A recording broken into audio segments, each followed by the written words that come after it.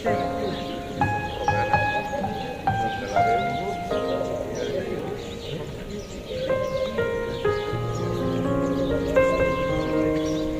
kolamnya. Kita nyanyi satu lagu tunaikan syukur. Tunaikan syukurku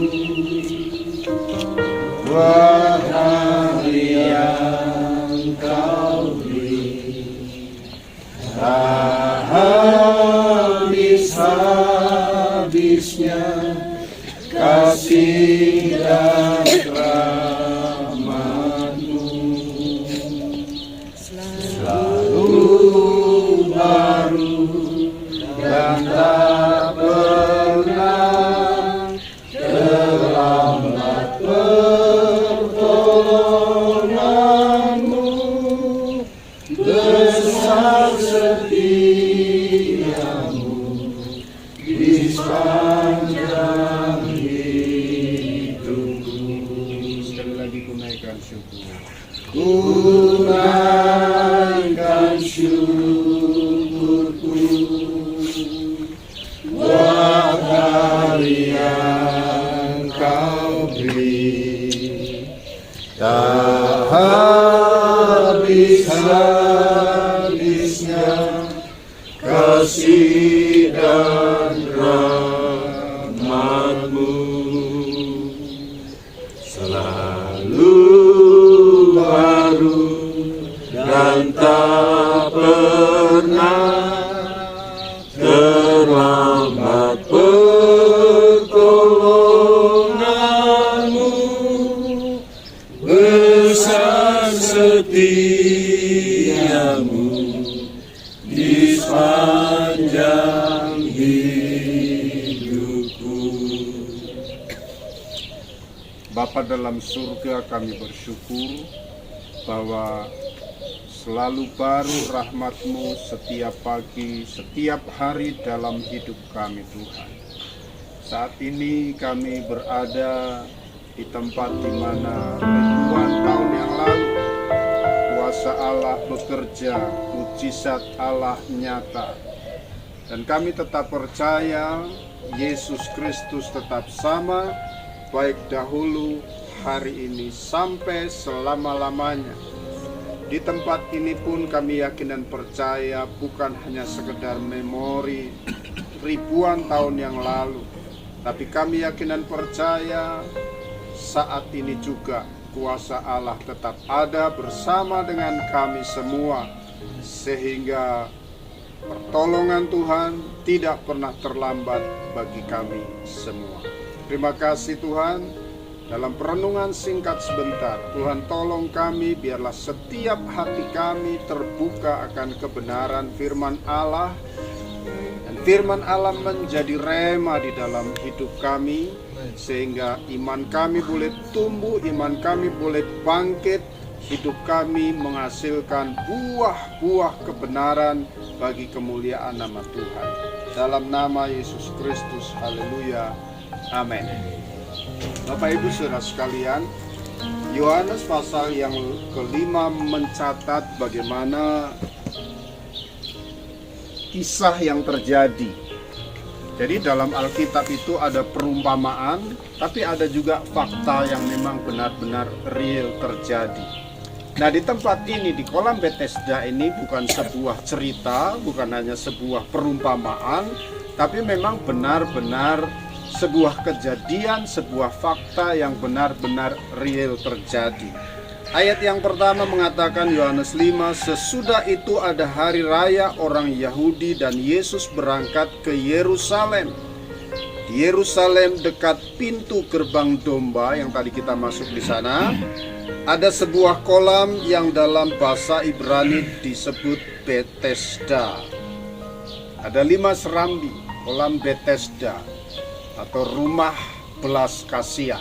Nah, Bapak Ibu Saudara sekalian nanti bisa baca di rumah atau di kamar sampai selesai dari pasal yang kelima ini. Nah, Bapak Ibu Saudara sekalian, saya mau katakan begini. Kolam Bethesda ini berada di dalam atau di luar dari lokasi bait Allah? Menurut saudara, di luar atau di dalam? Di luar. Kolam Bethesda ini berada di luar dari ruangan atau wilayah bait Allah. Berada di luar, bukan di dalam. Yang menjadi pertanyaan adalah, kenapa justru di luar bait Allah terjadi mujizat? Benar kan saudara? Harusnya mujizat itu terjadi di mana? Di rumah Allah atau di luar bait Allah? Harusnya mujizat kuasa itu ada di dalam bait Allah, di rumah Allah, bukan di luar bait Allah. Tapi fakta yang ada justru mujizat itu ada di luar bait Allah, tepatnya di kolam Bethesda.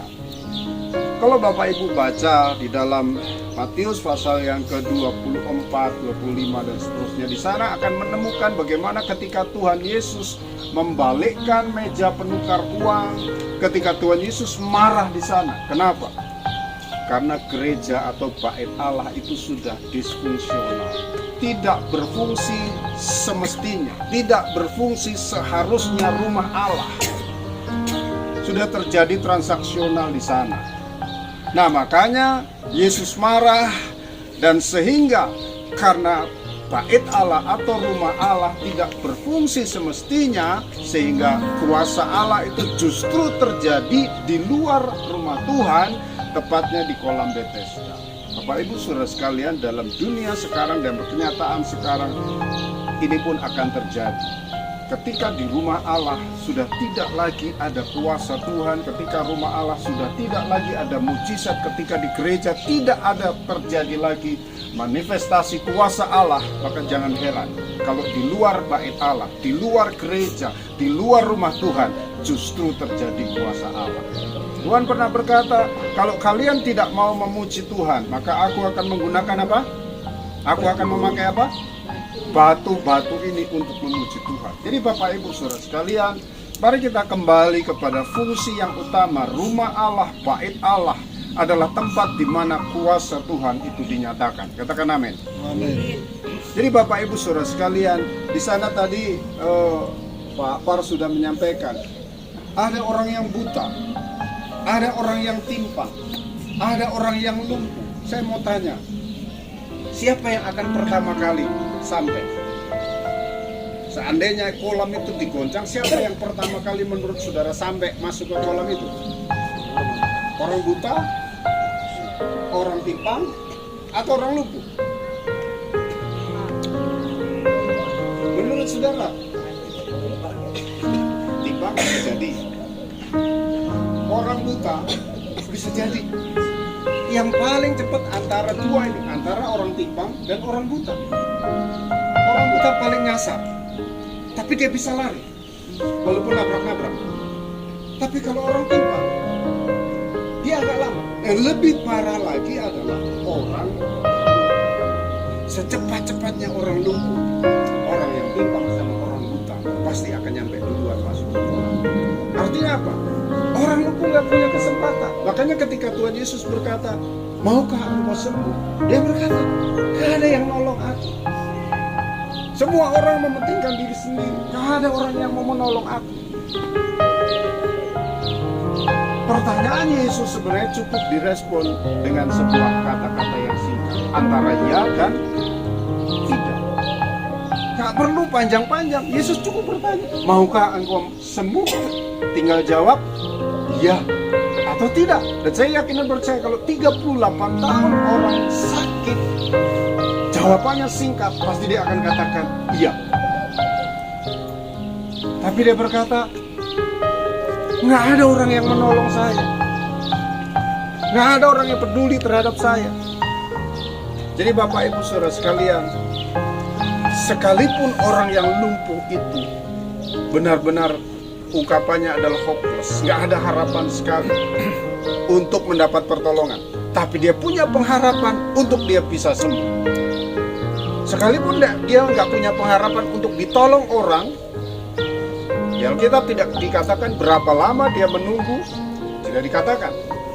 Tapi yang saya mau katakan bahwa Yang membuat Yesus bertanya kepadanya, maukah engkau sembuh? Karena Tuhan melihat hati dari orang yang lumpuh itu.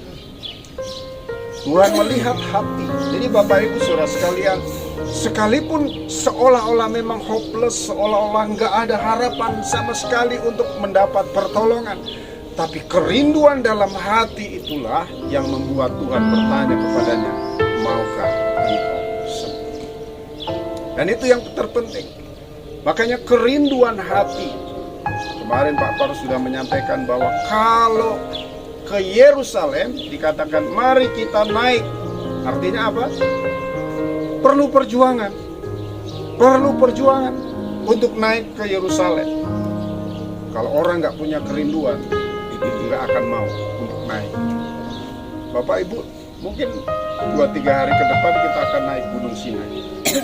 Kalau kita nggak punya kerinduan, saudara akan menyerah. Kalau saudara punya kerinduan, saudara punya semangat, saudara punya hati yang aku ingin melihat bagaimana sih kondisi Gunung Sinai, bagaimana sih kondisi tempat-tempat yang lain. Maaf kata Bapak Ibu Saudara sekalian, dunia yang canggih saudara, sebenarnya kita bisa menikmati Yerusalem nih, nggak usah datang. Karena sekarang dunia artificial intelligence. Saudara lihat dari handphone, saudara sudah bisa lihat dari Facebook, dari YouTube, saudara bisa.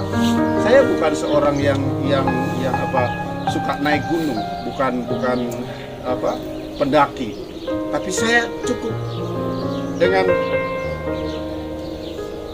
iPad saya bisa lihat puncak Gunung Lawu, saya bisa lihat puncak Gunung Semeru pakai apa? Pakai drone, pakai artificial intelligence, pakai AI. Tapi Bapak Ibu Saudara sekalian, saya yakin dan percaya atmosfernya akan beda. Ketika saudara datang ke tempat ini, saudara punya kerinduan, saudara punya hati, pasti Tuhan akan melihat kerinduan itu yang Tuhan perhatikan. Sama seperti orang lumpuh. Secepat-cepatnya orang lumpuh, orang buta akan lebih dulu nyampe ke kolam. Secepat-cepatnya orang lumpuh, orang timpang akan cepat sampai ke kolam. Itulah sebabnya sudah bertahun-tahun orang lumpuh itu nggak sembuh. Tapi Yesus bertanya, maukah engkau sembuh? Simple. Maukah engkau sembuh? Mungkin saat ini kita sepertinya fine-fine saja. Tapi siapa yang tahu yang tersembunyi di dalam hati saudara? Siapa yang tahu pergumulan saya? Siapa yang tahu pergumulan saudara? Nggak ada. Tapi kalau pertanyaan itu disampaikan kepada saudara hari ini, maukah engkau kutolong? Maukah engkau sembuh? Maukah engkau mengalami sebuah perubahan? Jawabannya ada dalam hati saudara. Kolam Bethesda adalah sebuah kisah nyata bagaimana orang yang sudah hopeless, orang yang sudah tidak punya harapan, orang yang tidak mendapat pertolongan dari orang lain, Tuhan tolong karena kerinduan hati yang sangat besar. Tuhan Yesus memberkati kita semua. Mari kita berdoa kepada Tuhan. Kita percaya kuasanya dahsyat dan ajaib. Tempat ini berada di luar dari lingkungan Pak Allah. Tapi di mana kita berada, saya yakin dan percaya kuasa yang pernah terjadi 2000 lebih tahun yang lalu, kuasa yang sama tetap ada karena Yesus Kristus tetap sama, dia tidak pernah berubah dahulu, hari ini, sampai selama-lamanya. Mari kita berdiri bersama-sama, kita nyanyikan pujian. Bagi Tuhan tidak ada yang mustahil. Bagi Tuhan ada yang mustahil. Bagi Tuhan tak ada yang tak mungkin. Mujizatnya disediakan bagiku. Ku diangkat dan dipulihkannya. Sekali lagi kita nyanyikan pujian ini, nanti dengan hormat Ibu Yolanda yang akan memimpin kita dalam doa. Bagi Tuhan tak ada yang mustahil. Bagi Tuhan tak ada yang tak mungkin. Mujizatnya disediakan bagiku, ku diangkat dan dipulihkannya. Segala puji syukur, hormat, kemuliaan hanya bagimu Bapa di tempat yang maha tinggi. Kami mau bersyukur pada siang hari ini Tuhan. Kami boleh ada di tempat di mana Engkau pernah berkarya. Engkau mati di atas kayu salib Tuhan di tempat ini. Engkau juga bangkit dan naik ke surga juga di tempat ini. Tuhan, kami sudah melewati sebagian daripada tempat di mana Engkau pernah ada. Bapa, biarlah segala apa yang kami lakukan hari ini Tuhan, biarlah semua itu akan membangkitkan semangat kami, akan membangkitkan iman kami, pengenalan akan Engkau. Karena pengenalan akan Engkau itu adalah hidup yang kekal. Bapa, di tempat ini 2000 tahun yang lalu Engkau melakukan mujizat yang luar biasa. Hari ini Bapa, mujizat masih ada. Besok pun mujizat itu masih ada. Karena Engkau Yesus, Engkau hidup. Engkau juga sanggup melakukan mujizat dalam setiap kehidupan kami.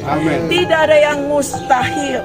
Tidak ada yang mustahil bagi orang percaya. Tidak ada yang mustahil bagi orang yang mengandalkan Engkau. Tidak ada yang mustahil bagi orang yang berharap dan bersandar kepadamu. Buka hati kami Tuhan, penuhi hati kami dengan hadirat-Mu. Rubah setiap cara berpikir kami, rubah hati kami sehingga kami tetap fokus kepadamu. Bapa, pimpin dan sertai kami akan mengikuti jalan Via Dolorosa, jalan di mana 2000 tahun yang lalu Engkau juga dengan segala kesakitan berjalan di tempat itu. Dan hari ini Tuhan, kami juga mau mengikuti jalan tersebut. Siapkan hati kami, siapkan segala sesuatu tubuh kami, kesehatan, kekuatan juga menjadi bagian kami. Di dalam tangan-Mu kami serahkan perjalanan kami. Di dalam nama Tuhan Yesus Kristus, biarlah mujizat-Mu juga terjadi bagi keluarga dari Bapak Andreas, ibunya yang sedang sakit, yang sedang berada di mobil Tuhan. Apa juga jamah sebagaimana Engkau jamah kami saat ini. Dalam nama Tuhan Yesus. Haleluya, haleluya. Mari semua kita katakan amin.